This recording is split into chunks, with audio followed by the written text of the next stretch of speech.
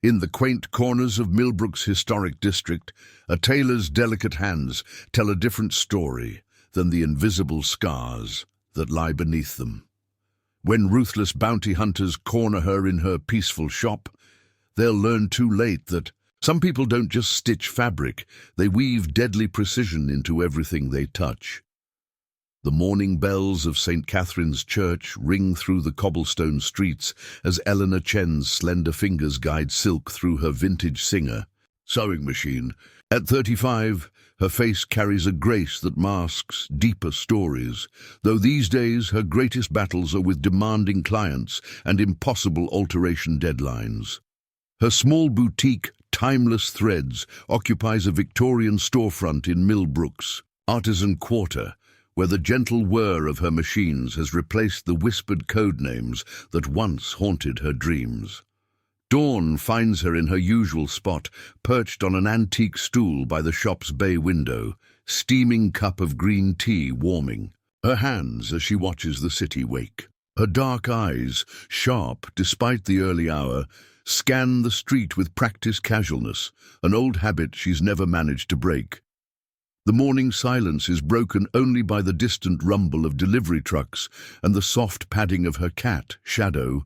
Across the weathered hardwood floors, she restored herself 5 years ago when she first bought this place. Seeking anonymity, the morning routine is methodical, almost ritualistic in its precision. Open the heavy burgundy curtains first, then check the locks on the back entrance. The mannequins come next, each positioned with careful consideration. In the window display, each movement is calculated, each gesture efficient. Old habits die hard, and efficiency once meant the difference between success and failure in her former profession. Detective Sheely Martinez's police cruiser appears on Cedar Street, right on schedule. The local detective's weekly coffee runs to the shop across the street have become as much a part of Elena's routine as her morning tea.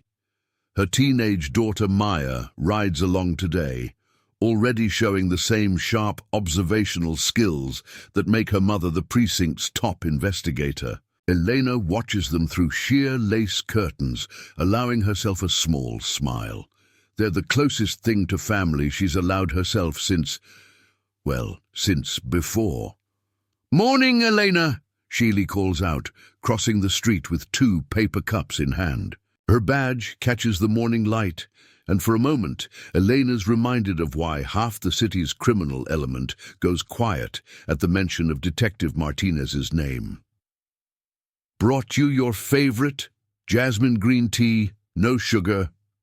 Maya trails behind. Her lanky 16-year-old frame, reminding Elena of herself at that age, before life had shaped her into something else entirely. "Better," Elena responds, rising from her stool with fluid grace that speaks of more than just yoga classes. "The last place was brewing it too hot. Ruins the leaves." She leads them past the cutting table where she keeps more than just tailoring. Tools. Old habits die hard, and preparation has saved her life more times than she cares to count. Inside the back room, hidden beneath layers of legitimate sewing supplies, lies a specially modified case. The kind of precision instruments that had once made her legendary in certain circles. Next to it, a slim folder contains enough documents to start a new life somewhere else. Sometimes, late at night, she finds herself checking these supplies, telling herself it's just routine maintenance. As they sip their drinks, Sheely's trained eye catches something else. "You've got new security cameras," she observes. "Worried about the break-ins downtown?" Elena nods but doesn't mention the real reason. The way certain cars have been circling her block lately, too systematic to be lost tourists, too persistent to be coincidence. Men's voices speaking in coded phrases she recognizes from another life, getting closer to her sanctuary. Inside the shop, Maya immediately gravitates toward a display of vintage dress patterns, while Sheely examines the hand-stitched details on a wedding dress form. The girl has a natural eye for detail that reminds Elena of another lifetime, when she too had dreamed of a normal life creating beautiful things, before the agency had discovered her gift, before she'd become the kind of woman whose precision with a needle earned her a different kind of reputation. "You know," Sheely says, straightening up from her examination, "Captain Reynolds mentioned some new faces in town." Her tone is casual, but there's an undercurrent of concern. "Said they don't seem like the usual tourist types." Eleanor makes a non-committal sound. She's heard about the newcomers, a group of men led by someone calling himself Marcus Kane. They claim to be private investigators working a case, but Eleanor has seen their kind before. The way they move, the subtle bulges under their jackets that speak of concealed weapons. These men aren't investigators. They're hunters looking for prey. "Maya," Sheely calls out, "can you grab my phone from the car?" Once the girl is out of earshot, she turns to Elena, her voice lower. "Richards from Narcotics has been spending a lot of time with these new guys. Our internal affairs officer has never been the most honest cop, but lately—" She leaves the thought unfinished. Elena absorbs this information silently, her mind already cataloguing potential escape routes and safe houses. The detective's involvement complicates things. If law enforcement is compromised, the usual channels for handling trouble aren't an option. It reminds her of operations in places where the line between protector and predator blurred, until it disappeared entirely. Maya returns with the phone, and Sheely resumes her casual inspection of the shop. But Elena feels it in her bones, the familiar tension, the weight of watching eyes. The morning continues peacefully enough, but Millbrook's historic district is about to remind her that peace is always borrowed, never owned, and some skills, no matter how deeply buried, never truly fade away. As Sheely and Maya prepare to leave, Elena finds herself mentally mapping defensive positions around her shop, just like she used to do in another life. She tells herself it's just paranoia, the ghost of old training that won't let go. But deep down in that place where instinct lives, she knows trouble isn't just coming, it's already here. That evening, after Sheely and Maya leave, Elena finds herself in the hidden room she never shows visitors. Located behind a false wall of her storage area, what appears to be a simple closet transforms into something else entirely when she slides aside a rack of vintage coats. The metal locker's scratched surface tells its own story of distant operations and narrow escapes. Her fingers trace the faded numbers stenciled on its lid, X147. Inside, wrapped in silk that still carries a hint of lavender, lies a worn leather journal and a collection of photographs she rarely allows herself to look at. The first photo shows a younger version of herself in tactical gear, standing alongside 4 other women, their faces composed but their eyes holding the sharp focus of apex predators. Unit AX-147, the agency's most elite infiltration team. They'd earned a reputation that made even hardened operatives speak their name in whispers. The seamstresses, they'd called them, for their ability to weave themselves into any operation and extract their targets with surgical precision. Elena's fingers traced the faces of her former teammates. Maria Stitch Rodriguez, whose talent for creating perfect covers had saved their lives countless times. The woman could fabricate an identity faster than most people could thread a needle. Claire Weaver Thompson, whose network of contacts kept them invisible in plain sight, she'd once maintained their covers through a 3-day surveillance operation that ended in a perfect extraction. Dr. Jennifer Needle Park, their medic, who could heal a wound or end a life with equal precision. Needle had a saying, "Life and death are just different kinds of thread to work with. It's all about knowing which stitch to use." And then there was Lily Chen. No relation, but in their line of work, they'd been closer than sisters. The youngest of their unit, whose promising future ended in a Bangkok operation gone wrong. Lily had been different from the rest. Where they'd all been hardened by years of service, she maintained an almost innocent enthusiasm for their craft. Even in the worst situations, she'd find some detail to admire, some pattern to recognize that would help them complete their mission. To Guy, memory of their final operation hits her like a physical blow. The intelligence had seemed solid. A high-level human trafficker had established a pattern, visiting the same luxury hotel every third Sunday for business meetings. The extraction would push the boundaries of even their exceptional abilities, but Unit AX-147 had built their reputation on weaving the impossible into reality. A sudden noise outside pulls her from her memories. Elena moves to the window with practiced silence, staying in the shadows. A delivery van passes her shop, but her instincts tell her it's not just making late-night deliveries. There's a flicker of movement near the back alley. Someone's watching her shop. Old instincts kick in, and she finds herself automatically calculating blind spots, identifying potential cover, mapping lines of sight. Some skills never fade, no matter how hard you try to bury them. She reaches for her tablet, scrolling through. Recent local news. 3 businesses in the neighboring district have sold in the past month, all to shell companies that trace back to nowhere. The owners all reported increasing pressure, inventory problems, mysterious accidents, customer complaints that appeared from nowhere. Classic intimidation tactics. She remembers similar patterns from her agency days, watching criminal organizations flush out targets they wanted to find. The tactics might be different, but the predatory nature remains the same. The night deepens, and Elena finds herself working on a wedding dress with the same methodical precision she once used to plan operations. Each stitch is a meditation, a ritual that keeps the darker memories at bay, but tonight they persist.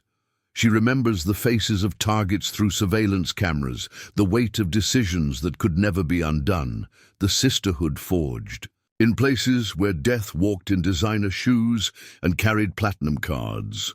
Her hands pause on a particular needle, the one she used yesterday to help Maya fix her school blazer.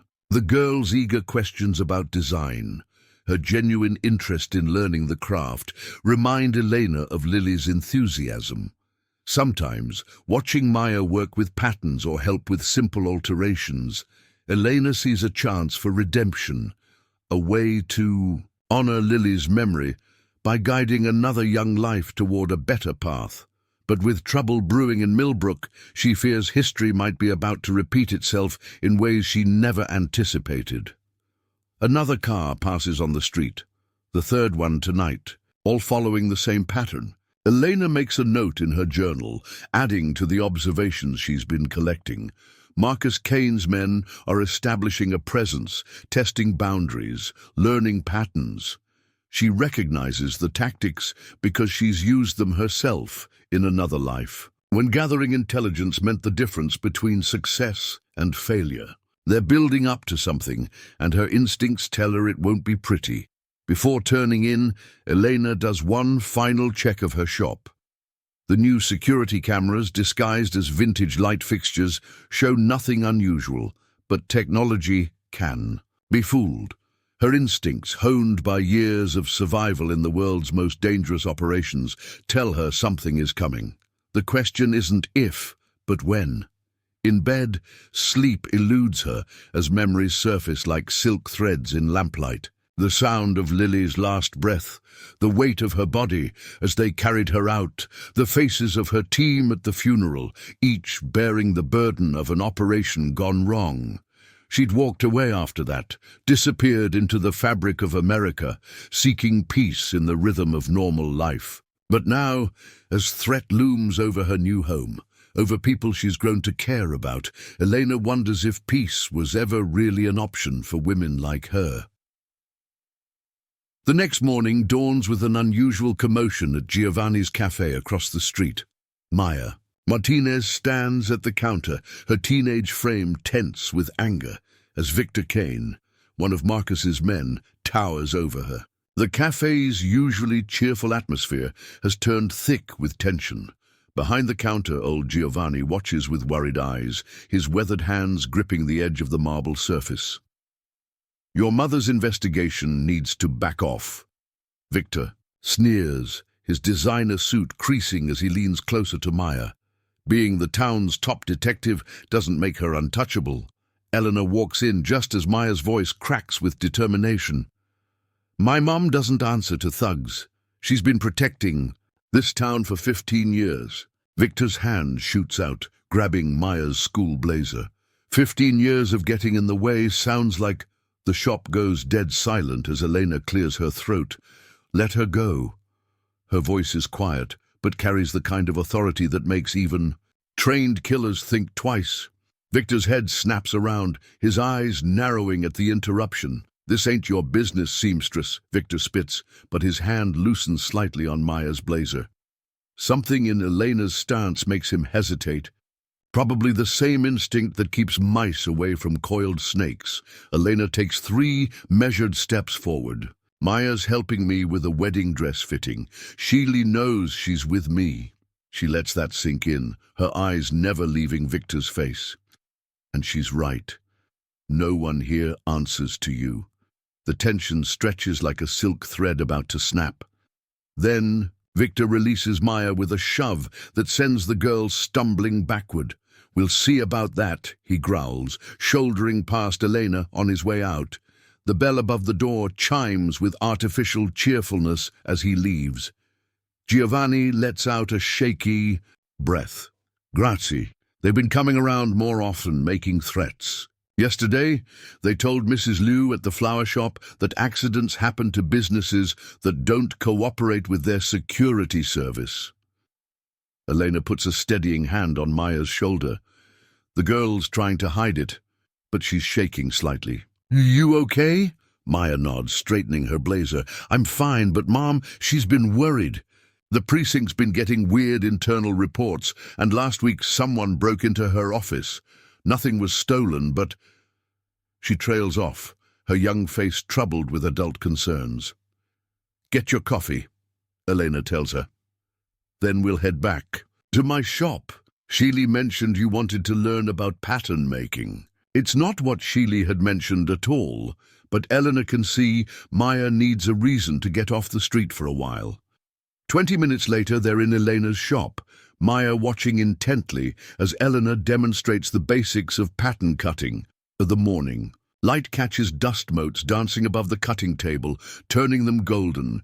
You handled yourself well back there, Elena says finally, standing up to him. But men like that, they're like badly sewn seams. They look fine until pressure is applied. Then they split violently.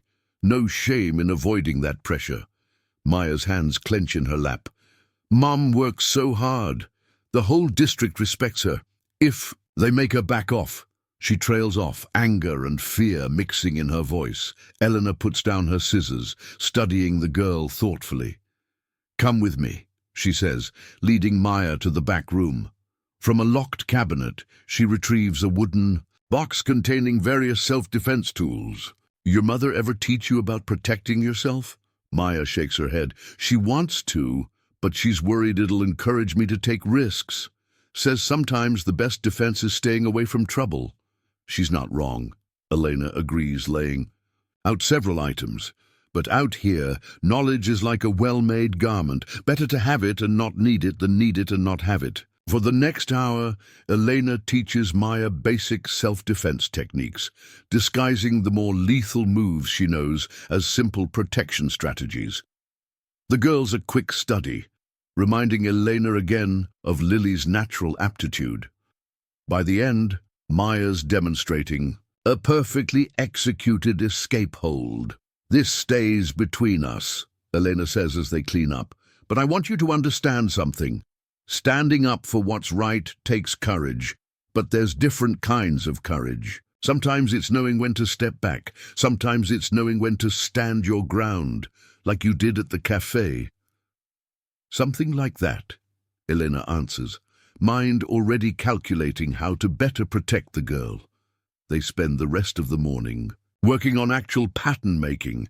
Elena showing her how to measure and mark fabric, create proper seam allowances, and spot potential flaws before they become serious problems. But she can see Maya's mind is elsewhere, processing the morning's events. "My dad," Maya starts, then stops, hands deep in silk fabric. "Before he died in the line of duty, he used to talk about standing up to corruption in the force. But he went in too direct, made too much noise, made things worse for Mom. I don't want to be like that." Elena wipes her hands on a cloth, choosing her words carefully. There's a difference between looking for trouble and being prepared for it. Your mum's right to be cautious about confrontation, but there's also a time to draw lines in the sand. The trick is knowing the difference. As they work, Elena finds herself seeing more of herself in Maya, not the hardened operative she became, but the young woman she once was before life taught her its harder lessons. There's an innocence there that deserves protecting, a potential that shouldn't be twisted by fear and violence. When Sheely comes to pick Maya up that evening, she notices something different about her daughter. A new steadiness in her eyes, perhaps. She gives Elena a questioning look. "Just teaching her about fashion design," Elena says. "It's not entirely a lie. Everything she's taught Maya today has been about design. The design of safety, of dignity, of the line between right and wrong. After they leave, Elena stands in her shop window, watching their car disappear down the street. She knows she's crossed a line today, becoming more involved than she'd planned. But looking at the determined set of Maya's shoulders as they'd worked, she realizes some lines need to be crossed, some battles need to be fought, if only to show the next generation when and how to fight them. The sleek penthouse office in the city's financial district stands like a monument to power, its floor-to-ceiling windows offering a commanding view of Millbrook. What was once a humble law firm has been transformed into something else entirely. Black SUVs with tinted windows line the private parking level, and men in expensive suits patrol the corridors with the practiced efficiency of military training. Inside, Marcus Kane sits at a glass desk, examining detailed surveillance photos spread before him. At 42, Kane carries himself with the calculated precision of a man who's spent his life hunting people for profit. His salt and pepper hair is expertly styled, a thin scar near his temple the only mar on his otherwise perfect appearance, a souvenir from a target who almost got away. "Report," he commands, not looking up from the photos. Victor shifts uncomfortably by the door, still smarting from his encounter at the cafe. "Most of the local businesses are falling in line," Victor says, trying to sound confident. "The Antigua shops, the restaurants, they're all paying for protection. But we've got some holdouts." Kane's finger traces a line across a photo, stopping at a particular storefront. "Detective Sheely Martinez." His voice carries a hint of amusement. "Her daughter's got spirit, from what I hear. Remind me again what happened this morning?" Victor's face reddens. "That tailor stepped in. There's something about her, boss, the way she moved, the way she carried herself. Like one of us." Kane interrupts, finally looking up. His eyes are the pale grey of surgical steel.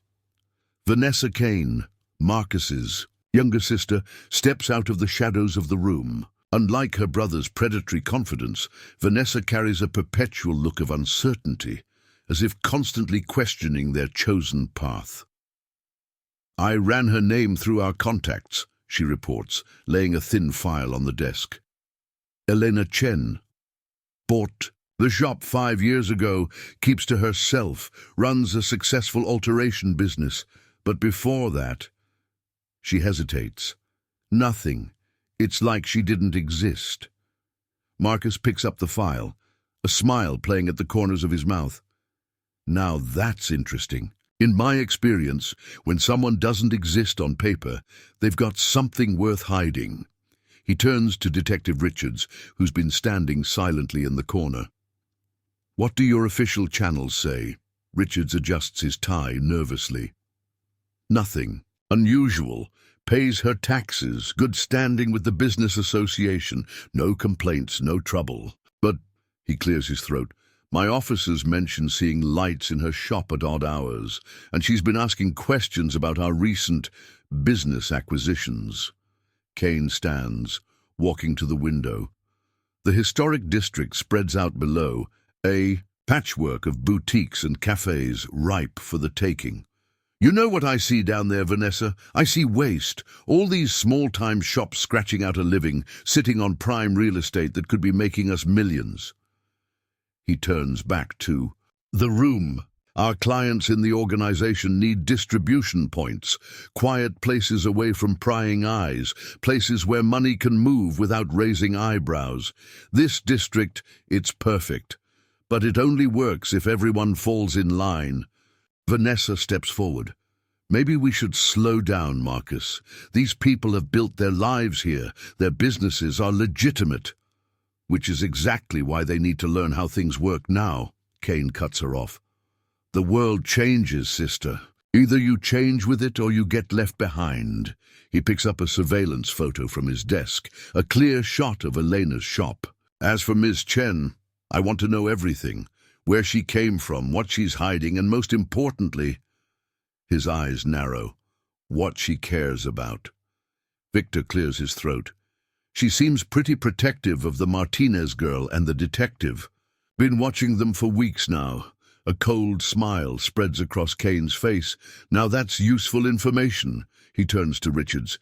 Detective, I believe it's time for an official visit to our mystery tailor. Health inspection, code violations. I'm sure you can think of something. Richards nods, already dreading the confrontation. What about Detective Martinez? Sheely's got a lot of support in the department. People trust her. That's exactly why she's perfect, Kane says, his voice carrying the patience of a predator. When she falls in line, others will follow. Fear is contagious, but so is compliance. He picks up his phone, dialing a number. Get me our friend at Internal Affairs. It's time to review Detective Martinez's old cases. Vanessa watches her brother. With growing unease, she remembers a time when Marcus was different, before their last job went sideways, before the bounty that turned her brother's professional detachment into something darker. Now, every operation is run with military precision, but the objective isn't just capturing targets, it's taking control. As the sun sets over Millbrook, Kane returns to the window. In the distance, he can just make out the vintage sign of timeless threads catching the last light of day. You know what the key to taking over a community is, Vanessa? He asks, not waiting for an answer. You make them think it's their idea. You squeeze them just hard enough that paying for protection seems reasonable, but occasionally he lets the thought hang in the air. Occasionally, you need to make an example of someone, Victor finishes eagerly. Want us to pay the tailor? Another visit? No, Kane says thoughtfully. Miss Chen is different. The way she carries herself, the way she handled you this morning, she's not just some shopkeeper. People like that, they're like hidden weapons. You don't just rattle them to see what happens. He turns to his assembled team. We do this smartly. We do this right. First, we turn the community against her. Then when she's isolated, when she has nowhere to turn. Then we show everyone what happens to those who don't understand the new way of things. As his team files out, Kane returns to studying the photos.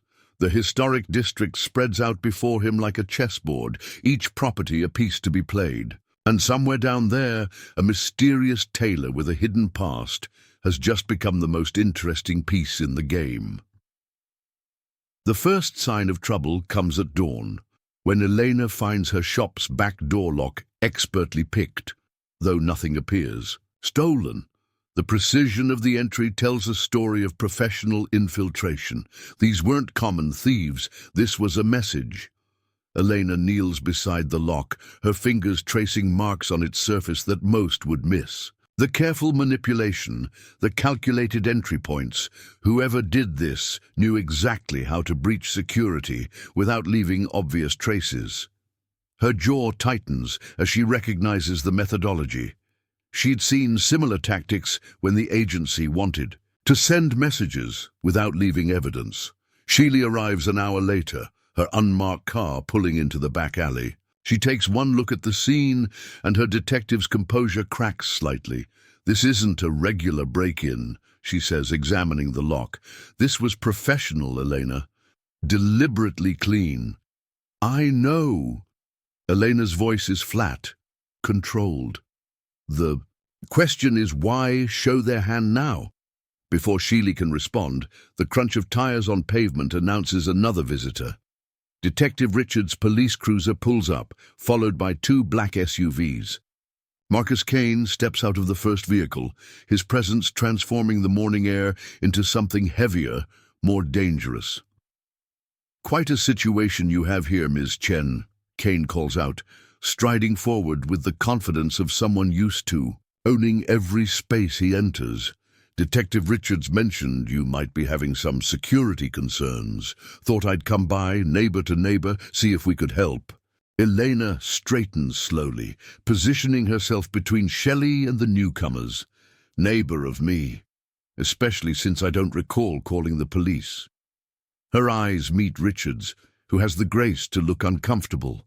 "Anonymous tip," Richards mumbles, adjusting his holster. "Said there might be some suspicious activity around here." Victor emerges from the second SUV along with three other men who spread out with practiced casualness. Their movements betray professional training, the way they establish sight lines, maintain spacing, secure the perimeter. These aren't common thugs. "Terrible business, these break-ins," Kane continues, surveying the scene. "You know, I've been hearing about similar incidents all over the district. Strange times we're living in. Makes a person wonder about investing in some protection." Protection. Eleanor tastes the word like bitter thread. "What do you call this?" Kane's smile doesn't reach his eyes. "Careful, Ms. Chen. Accusations like that could be considered slander. I'm just a businessman looking to help our community thrive." He gestures at the picked lock. "Times are changing. Small operations like yours, Detective Martinez's precinct. It's getting harder to survive on your own." Sheely steps forward, her voice sharp. "We've managed just fine for 15 years. Have you?" Kane turns his winter-grey eyes on her. "I heard about the break-in at your office. Shame, really. And now I hear Internal Affairs is reviewing some of your old cases. Must be stressful. Being a single mother with so many vulnerabilities." Elena's hand twitches, an almost imperceptible movement that only Kane seems to notice. The older man's smile widens fractionally. "Easy there, seamstress. We're all friends here, just having a civilized conversation about business opportunities." "I think we're done talking business," Elena says quietly. The morning air crackles with tension. Kane shrugs, adjusting his expensive suit jacket. "For now. But Millbrook is changing, Ms. Chen. Smart folks are adapting. Others—" He glances meaningfully at the picked lock. "Well, Darwin had some interesting theories about adaptation." As they turn to leave, Victor deliberately bumps into Shelley, making her stumble. Elena's reaction is instantaneous and controlled, one hand steadying Sheely, the other locked onto Victor's wrist with precisely applied pressure, the kind of grip that speaks of years of close-quarters combat training. "Apologize to the detective," Elena says softly. Her tone makes Victor's face go pale. After a tense moment, Kane nods slightly, and Victor mumbles an apology. As they walk away, Kane pauses. "You know what's interesting about fashion, Ms. Chen? Everything's connected. Fabric needs thread, patterns need precision, businesses need security. Take away any piece—" He lets the thought hang in the air. "Consider my offer. Next time might not be just locks." They drive away, leaving tension and unspoken threats hanging in the morning air. Sheely's hands are shaking slightly as she turns to Elena. "That wasn't just about protection money, was it?" Elena watches the vehicles disappear down the alley. "No, this district's got something they want. We're just in the way." She turns to Shilly, her expression grave. You should take Maya and stay with your sister in Boston for a while. You know I can't do that, Shilly responds. My cases, my department. She gestures at the lock. This is my home, Elena. I won't be driven out. Elena recognizes the steel in her voice. It's the same determination she'd heard in Maya at the cafe. Then we need to be smart about this. Marcus Kane isn't some common thug. The way his men move, the way they operate, their ex-military or intelligence, maybe both. This is going to get worse before it gets better. Shilly studies her face. You seem to know an awful lot about their tactics. Let's just say I've seen their type before. Eleanor starts walking toward her shop's front entrance. Come on. If you're staying, there are some things you need to know. Patterns to watch for, precautions to take. As they walk, Elena's mind is already calculating angles, sight lines, defensive positions. The operative in her, the part she's kept buried. Under years of peaceful tailoring is awakening. Marcus Kane had been right about one thing. Everything is connected. But he'd forgotten the most important connection of all, the one between a protector and those she's chosen to protect. The week following Kane's visit brings subtle changes to Millbrook's historic district. Elena notices them all: the increased foot traffic of unfamiliar faces, the way local shop owners flinch when black SUVs pass by, the hushed conversations that stop when strangers enter Giovanni's cafe. But she also notices something else: small acts of resistance, like embers refusing to die. It starts with old Giovanni himself. Elena arrives before dawn to find him struggling with a jammed espresso machine. Third time this month, he says, his weathered hands shaking slightly as he fights with the mechanism. They break it, then offer to sell me premium equipment, $10,000 per favor. What nonsense! His voice carries both fury and fear. Without a word, Elena examines the machine. The damage is deliberate. Someone knew exactly where to hit it to make it fail. She spends the morning fixing it, then adds modifications that would make it harder to sabotage. As she works, she notices Giovanni's granddaughter Sophia watching intently. Want to learn how to maintain this? Elena asks, gesturing to the machine. The girl nods eagerly. For the next hour, Elena teaches her about the mechanism, where to oil it, how to spot tampering. Knowledge is protection, she tells Sophia. The more you understand, the less power they have. Later that day, she spots Mrs. Liu from the flower shop struggling with her delivery van. The engine's making a sound Elena recognizes. Sugar in the gas tank, an old intimidation tactic. She helps her tow it to Martinez Auto Service, where the mechanics are hesitant to help, fearing retaliation. I'll handle any trouble, Elena tells them quietly. Something in her tone convinces them. While they work on the van, she shows them how to install simple security cameras in locations that would be hard to spot or disable. At the precinct, Shilly is trying to maintain normalcy, but Elena can see the strain.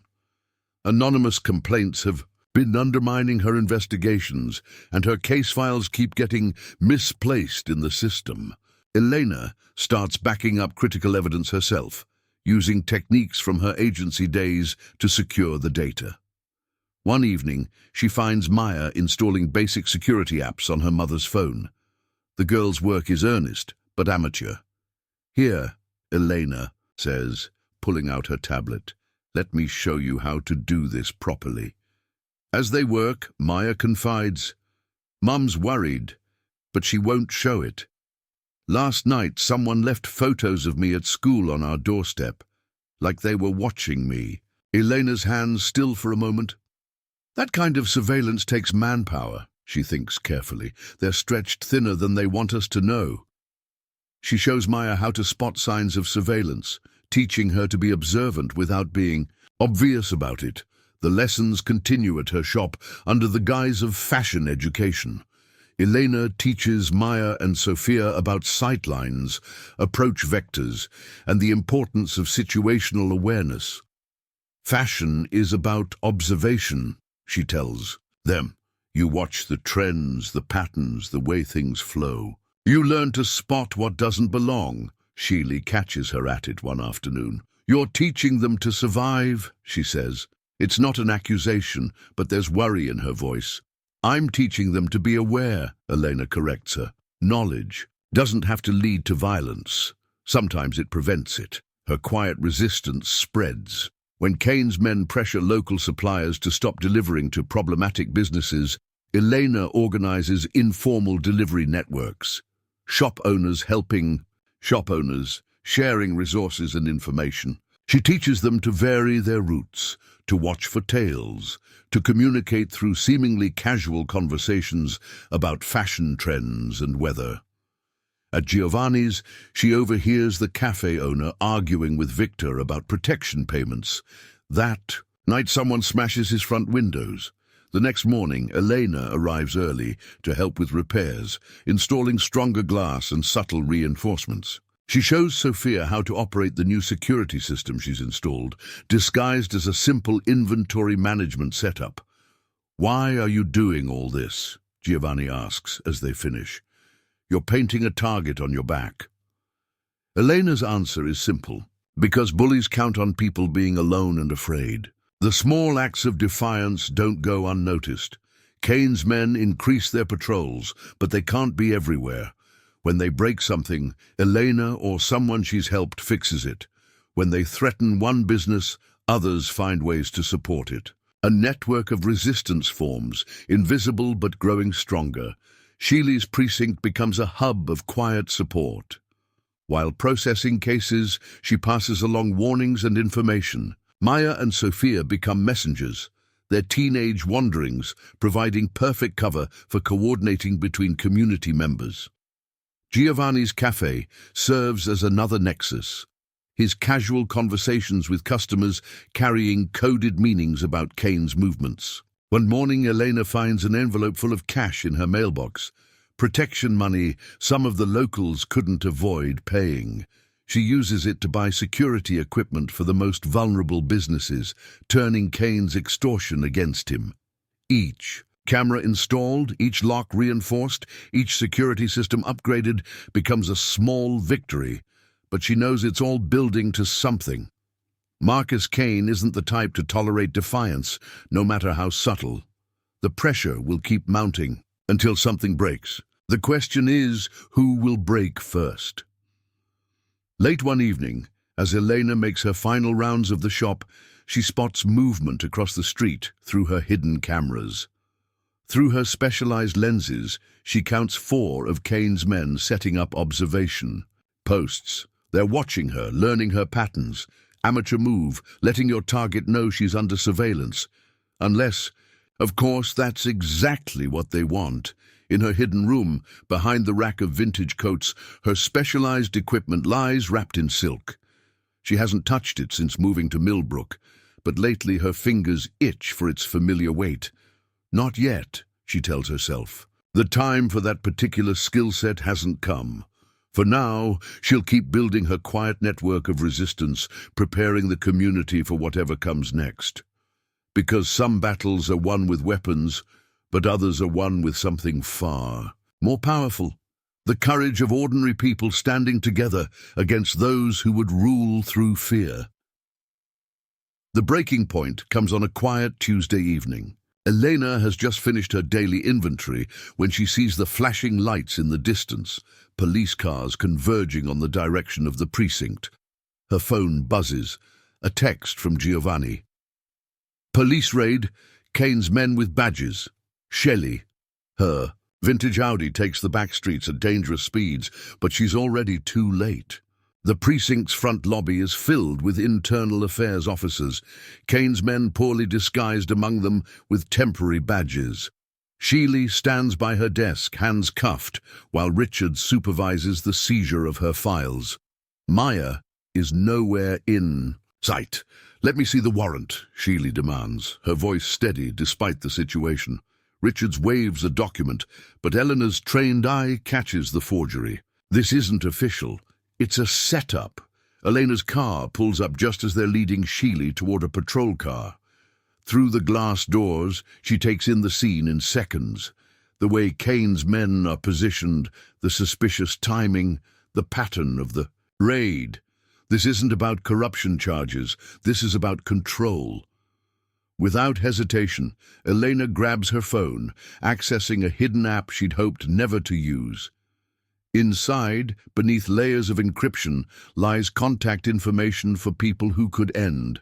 This instantly, but using it would expose her past. Before she can decide, she spots Maya hidden in the shadows of the parking lot, filming everything on her phone. One of Kane's men notices too, reaching for the girl. Elena moves with fluid grace, crossing the space between them in seconds. The man's hand never reaches Maya. Instead, he finds himself face down on the pavement, his wrist bent at a precise angle that speaks of professional training. "Delete the video," he gasps.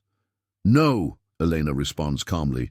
"Maya, send it, now." The girl's fingers fly across her phone, uploading the footage to every local news station and social media platform Elena had prepared for just such a moment. Kane's men reach for concealed weapons, but Richards shouts, "Stand down! Too many!" Witnesses. Inside, Sheely watches the scene unfold, her detective's mind putting pieces together. Elena's stance, her precise movements, the way she controlled the situation.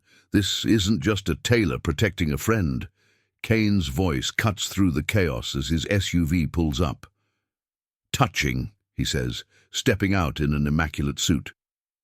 But ultimately futile. Detective Martinez's corruption is well documented. We have evidence. Fabricated evidence, Elena responds, her voice carrying an edge now. "Just like your badges, your warrants, your entire operation." Bold accusations. Kane moves closer, dropping his voice. But who will believe them? A simple tailor? Or the concerned citizens trying to clean up corruption? His smile is cold. "You have 1 hour to back off, or the detective's daughter joins her mother in custody. After all, obstruction of justice is a serious charge." The threat hangs in the air like scissors poised over silk. Marcus studies Elena's face, noting the micro-expressions that most would miss. "You know what your biggest mistake was? Thinking you could hide here? People like us, we don't get peaceful retirements. We don't get normal lives." Then the precinct's front doors burst open as Vanessa Kane emerges, carrying a stack of files. "Actually, brother, your biggest mistake was using my clearance to forge those warrants." She turns to the gathered officers. "These files show every piece of fabricated evidence, every falsified document, every illegal order." Marcus's face contorts with rage. "Vanessa, what I should have done weeks ago," she cuts him off. "You're not cleaning up corruption, Marcus. You've become it." The real internal affairs officers begin to separate from Kane's men, weapons drawn as they realize the extent of the deception. Sheely's cuffs are removed as genuine warrant papers are produced, not for her arrest, but for the investigation of Richards and his conspirators. Kane's cold composure finally cracks. "You think this changes anything?" he snarls at Eleanor. "You think exposing one operation ends this? There's always another buyer, another scheme. This district will fall one way or another." "No," Elena responds quietly. "You never understood this community. You saw pieces to be manipulated. I saw something worth protecting." Kane's hand moves toward his jacket, but Elena's already in motion. Her movement is too fast to follow. One moment Kane's reaching for his weapon, the next he's disarmed. His own professional training no match for the muscle memory of someone who once danced with death in the shadows. "You're right about one. Elena says, her voice pitched so only Kane can hear. "People like us don't get peaceful retirements, but we do get choices about how we use our skills. You chose power. I chose protection." As real police backup arrives, Elena feels Maya's hand slip into hers. The girl's shaking, but her voice is steady. "You're not just a tailor, are you?" Elena watches as Kane and his men are led away, Vanessa providing statement after statement to the legitimate authorities. "No," she admits, "but sometimes the best covers are the ones that become real." The handcuffs have barely clicked around Marcus Kane's wrists when his backup plan erupts into action. Black SUVs screech into the precinct parking lot, and armed men pour out with military precision. In the chaos, Kane breaks free, grabbing Maya as a shield. "Now then," he calls out, backing toward his vehicle, "let's renegotiate terms." Elena watches through the eyes of someone who's orchestrated 1,000 operations, seeing the pattern beneath the chaos. Kane's men have established a perimeter, cut off escape routes, taken strategic positions. Professional work. But they're expecting a professional response. "Last chance, Ms. Chen," Kane says, his grip tightening on Maya. "Walk away. This district, these people, they're not worth dying for." His eyes narrow, or should I say they're not worth killing for. Unit X-147, the name hits the air like a thunderclap. Sheely's eyes widen in recognition. Every detective knows the whispered legends of the agency's ghost unit. Elena feels the weight of her past pressing down, but she also feels something else. Certainty. "You did your homework," Elena responds, her voice carrying the calm of a surgeon before an operation. "But you missed the most important detail. I didn't leave the agency because I was afraid of killing." She takes a measured step forward. "I left because I found something better to fight for." Kane's men open fire, but Elena's already moving. She flows through the chaos like silk in wind. Her movements a deadly dance, learned in shadows and refined in years of quiet preparation. The first two attackers go down before they realize she's reached them, their weapons disabled with surgical precision. "Mom!" Maya's voice carries over the gunfire. Kane's dragging her toward his SUV, using the girl as cover. Sheely moves to pursue, but is pinned down by suppressing fire. Elena accesses the skills she's kept hidden for 5 years, but this time they're different. She's not eliminating targets or extracting assets, she's protecting family. Her hands find tools hidden in plain sight. A measuring tape becomes a garrote, sewing needles become precise projectiles, fabric scissors become close-quarter weapons. Kane's men are good, but they're fighting a ghost. Elena appears and disappears like smoke, each movement calculated, each strike precise. She disables rather than kills, but with a precision that speaks of the ability to do either. "You can't protect everyone," Kane shouts, backing toward his vehicle. "This isn't one of your agency extractions. One woman against an army. Those aren't survivable odds." "You're right," Elena calls back, her voice seemingly coming from everywhere. "Good thing I'm not alone." On cue, the community she spent months preparing springs into action. Giovanni's security cameras provide real-time coverage of enemy positions. Mrs. Liu's flower delivery van blocks a crucial escape route. The Martinez Auto Shop's mechanics disable key vehicles with perfectly timed accidents. Kane's professional soldiers find themselves fighting not just one operative, but an entire district. Shop owners who know every alley and doorway, teenagers who've learned to spot surveillance, ordinary people who've been taught to work together.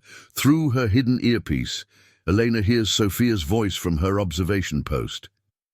3 men moving up the east alley, 2 more by the cafe.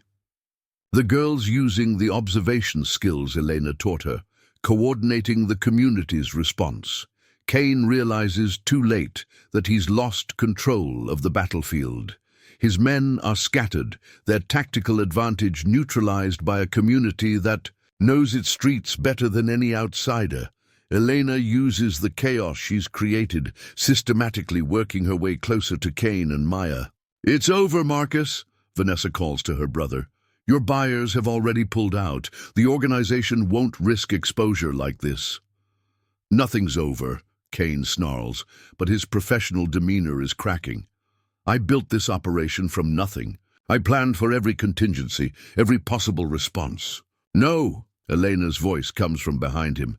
You planned for professionals, for agencies and operatives. Her movement is too fast to counter, breaking his hold on Maya with precision that speaks of years of training. You never planned for community. Maya breaks free, running to her mother as Elena and Kane face each other in the chaos of the parking lot. His training shows as he attacks precise, lethal combinations that would kill a normal opponent. But Elena moves like water, each defense flowing into counterattack. Agency against agency, Kane spits, launching another combination. Just like old times. No, Elena responds, redirecting his energy with textile workers' hands that hide operative skill. This isn't about agencies or old times. She moves inside his guard. This is about protecting home. Their final exchange is almost anticlimactic. Kane's professional violence meets Elena's protective precision. He charges forward, his attacks fueled by rage and frustrated ambition. Elena sidesteps like she's avoiding a snag in silk, her counters finding the gaps in his technique. The would-be King of Millbrook falls not to an assassin's lethal skill, but to a protector's precise restraint. As police backup finally arrives, they find Kane's men zip-tied with torn fabric, their weapons secured in empty display cases. Shelley's already calling for legitimate backup, coordinating with real internal affairs agents, and Elena. Elena stands in the parking lot, looking out over her community. The agency's ghost had been about taking life from a distance, but Elena Chen, tailor and protector, had learned something more valuable: how to preserve it up close, how to stitch it together, how to help it grow stronger. The war for Millbrook's historic district was over, and community, as always, had won. Dawn breaks over Millbrook's historic district 3 weeks after the showdown at the precinct. The morning light reveals a community changed, not just by what they survived, but by how they survived it. Police cars have been replaced by delivery vans, and the only uniforms in sight are postal workers making their morning rounds. Elena stands in her shop's bay window, green tea in hand, watching the street come to life. The bullet holes in her storefront have been repaired, not by her alone, but by a community that came together with tools, materials, and determination. Even her back room, where the confrontation began, bears no trace of the violence that occurred. There, Sheely's police cruiser appears on Cedar Street right on schedule, but today she's not alone. Maya rides shotgun, and behind them comes a convoy of vehicles. Giovanni's delivery van, Mrs. Liu's flour truck, the Martinez brothers' tow truck, and half a dozen others. Today isn't just about their usual morning coffee, it's about celebrating a milestone. The gathering takes shape in Elena's shop, display mannequins moved aside to make room for folding tables laden with food. Giovanni's espresso machine hums perfectly, steaming cups of coffee sitting beside Mrs. Liu's traditional dim sum. The Martinez brothers arrange fresh pastries, the smell of baked goods mixing with the morning air. Vanessa Kane is there too, looking more at peace than ever before. After testifying against her brother and helping dismantle the remaining criminal networks, she's chosen to stay in Millbrook, taking over Richard's former position in internal affairs. The department needs someone who remembers what real justice looks like, she tells Elena, her eyes clear with purpose. Maya helps Elena arrange the last display, her movements confident and graceful from months of training. Mom says you're going to teach me professional alteration techniques, she says, trying to sound casual, if you think I'm ready. If your mother approves, Elena responds, catching Sheely's smile from across the room. The girl's eagerness reminds her of Lily, but the pain of that memory has changed. It's not a wound anymore, but a guide, showing her how to be the mentor she wishes she'd had. The occasion for this gathering becomes clear as Sheely steps forward, holding up an official document. "It's official," she announces. "The Millbrook Historic District Preservation Trust is now legally established. No more shell companies, no more forced buyouts, no more pushing out local businesses." She looks at Elena. No more fighting alone. The trust had been Elena's idea, though she'd let Sheely take the lead. A legal framework to protect the district's character and independence, ensuring the community stayed in the community's hands. Her agency pension, previously untouched, had provided the initial funding. "Speech!" Giovanni calls out, and others take up the cry. Elena tries to demur, but Maya gives her a gentle push forward. "I'm not much for speeches," she begins, looking out over the faces that have become more than neighbors. They've become family. "When I came to Millbrook, I was looking for a place to disappear. What I found instead was a place to belong." She pauses, gathering her thoughts. "Someone once told me that strength comes from fear, from making others afraid. But they were wrong. Real strength comes from this, from people standing together, from knowing what you're protecting and why it matters." Her eyes find Maya in the crowd. The future of this district isn't in who can take it by force.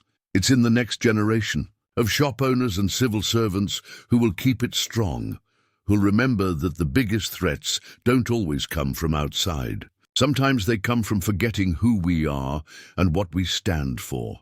Giovanni adds something in Italian that makes the crowd laugh and nod. Mrs. Liu raises her tea in a toast. Even Vanessa joins in the celebration. This is Millbrook's true strength. Not in weapons or tactics, but in the bonds between its people. As the party continues, Elena finds herself moving through conversations and congratulations. Mrs. Liu wants advice on updating her shop's security.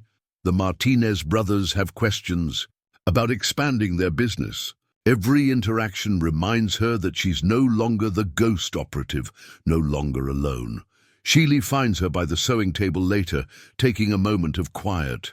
"So," she says, leaning against the antique wood, "still think you can't protect anyone?" Elena looks at her friend, at the strength and determination that drew her out of her self-imposed exile. "I didn't protect the district," she responds. "We all did, together." The sound of laughter draws their attention back to the gathering. Maya's showing Sophia and some other teenagers how to spot surveillance cameras, turning security lessons into a game, just as Elena had taught her.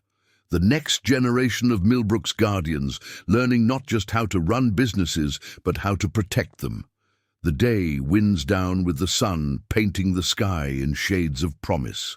Unit X-147's ghost had died in Bangkok, but Elena Chen had found new life in Millbrook, not as a lone operative, but as part of a community that understood the most important lesson, that the strongest security isn't built with weapons, but with trust, courage, and the unshakable bonds between neighbors. As the last guests leave, their vehicles drawing lines of light through the gathering dusk, Elena returns to her window. Her specialized equipment, unused since the showdown, has been repurposed to store actual sewing tools. The security cameras remain, but they're not her only line of defense anymore. Millbrook protects its own, not with violence but with unity. Tomorrow she'll be back at her sewing machine, creating beautiful things from simple threads. But she's no longer just crafting garments. She's weaving something far more precious. A community's strength, a family's love, and the kind of peace that comes not from running from your past, but from finding your true home. In the quiet moments between customers, Elena finds herself reflecting on the journey that brought her here. The shop's walls, once a fortress of solitude, now hold memories of laughter and shared struggles. The sewing machine, once a tool for disguise, now creates garments that celebrate the community's resilience. As she works on a custom suit for Giovanni's grandson's graduation, Elena's mind wanders to the legacy she's building, not just in the clothes she creates, but in the lives she's touched. Maya, Sophia, and the other young people of Millbrook, they're not just the future of the district, but the embodiment of everything she's fought for. A bell chimes, signaling a new customer.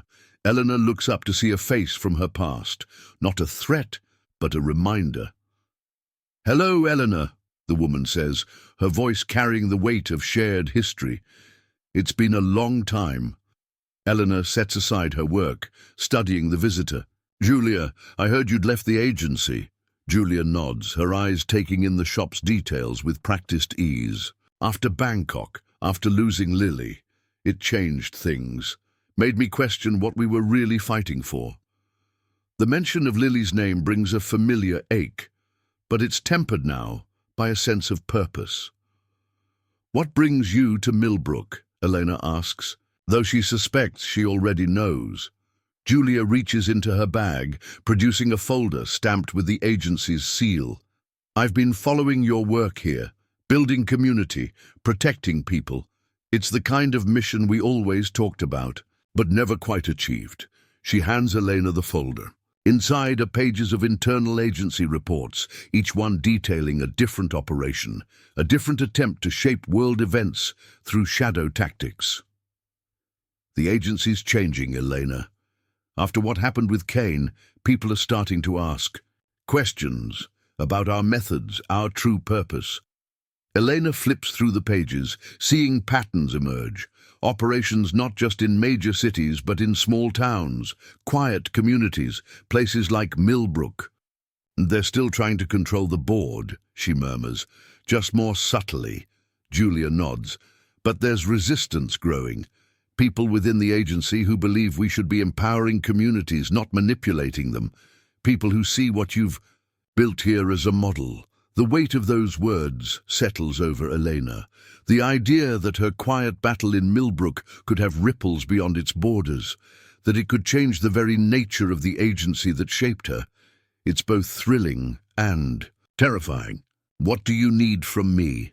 Elena asks, though part of her already knows the answer. "Your experience, your perspective," Julia responds. "We're putting together a team, a unit dedicated to supporting local resistance efforts. People like you, who understand that real change happens from the ground up." Elena thinks of her community, of the bonds she's forged, and the battles they've fought together. The idea of leaving, even for a noble cause, feels like a betrayal. But then she thinks of all the other Millbrooks out there, all the communities, facing threats they can't even see. "I can't leave," she says finally. "Millbrook needs me, but—" She takes a deep breath. "But I can train others, share what I've learned, help them build their own networks of resistance." Julia's smile is genuine, tinged with relief. "I was hoping you'd say that. The fight for Millbrook may be over, but the fight for communities like it is just beginning. And we need people like you leading the charge." The bell chimes again, signaling another customer.